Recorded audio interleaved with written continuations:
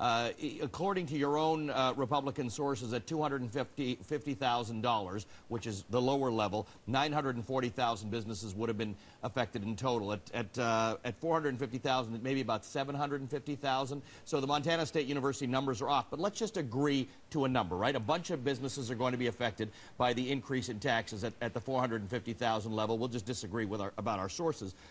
They're not all job-creating businesses. A lot of these S corporations that run their income through their personal accounts are one-offs. They're celebrities. They're guys like me who write books and have a company and employ absolutely nobody.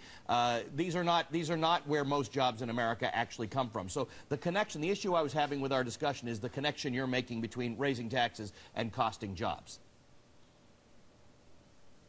And what is your point? I mean, we disagree on the numbers, but right. Well, I mean, all sorts of studies suggest that it's just not going to cost that many jobs.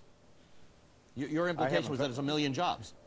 You know, I talk to average Americans and business owners in my district, and right. I have not found one of them that says, boy, raise my taxes, Congressman, and we'll go out and hire more people. Congressman, I think businesses hire people when they have demand for their business, for their product. Not when their costs go up, when they have to send more money to Washington. Right. But we do have increases in business taxes here. Right. But we also have millions of American households, lower and middle income, that are going to pay higher taxes this year than they were last year.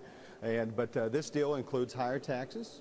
Definitely does. This deal will increase spending, and it does nothing for our fundamental overspending problem and our lack of entitlement reform. And 3 strikes, it looks like what is in the bill for my view, and I don't know if it's going to pass the House. We'll find out obviously later today. But you'll agree with me that irrespective of tax rates, if you're a bakery and you're selling more bread and you have more customers and you need more staff, you'll hire more staff. The tax rate's not actually going to override the business demand. You might. Don't forget Obamacare, bulk of those taxes kicked in today as well. Mm-hmm. I'm hearing from many small businesses that say, hey, I don't want to hire number 51, employee number 51.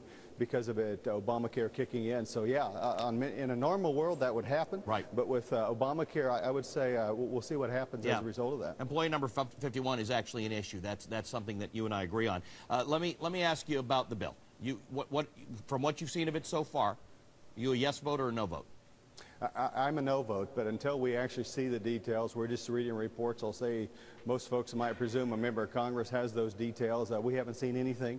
We're just reading media reports. There's nothing on any websites out there, but like I said, it looks like a no. It looks like the typical insider deal for Washington, D.C., where they get 89 votes in the Senate, but at the end of the day, our debt's going to get bigger, our spending's going to go up, taxes are going to increase, and I think Americans are going to continue to be very upset at Washington. Do you have some sense, I've been asking a lot of your colleagues this morning, do you have some sense that if you get past the tax stuff, which has really been the more politicized part of this discussion, that you can then direct some attention to spending and entitlement cuts?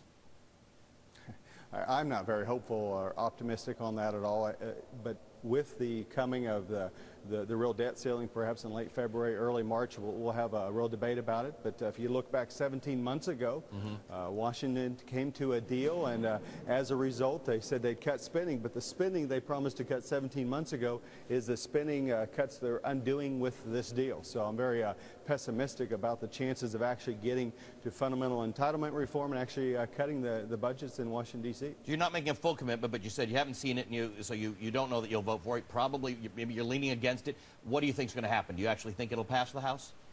I don't know. There used to be something called the Hastert Rule, where the last Republican Speaker of the House said nothing comes to the floor unless it has a majority of the Republican conference. So I'm presuming we'll have a long debate behind closed doors with the Republicans, see what happens. But as of now, everything I know about it, it's 3 strikes in my book, and I'm going to be voting no on this bill.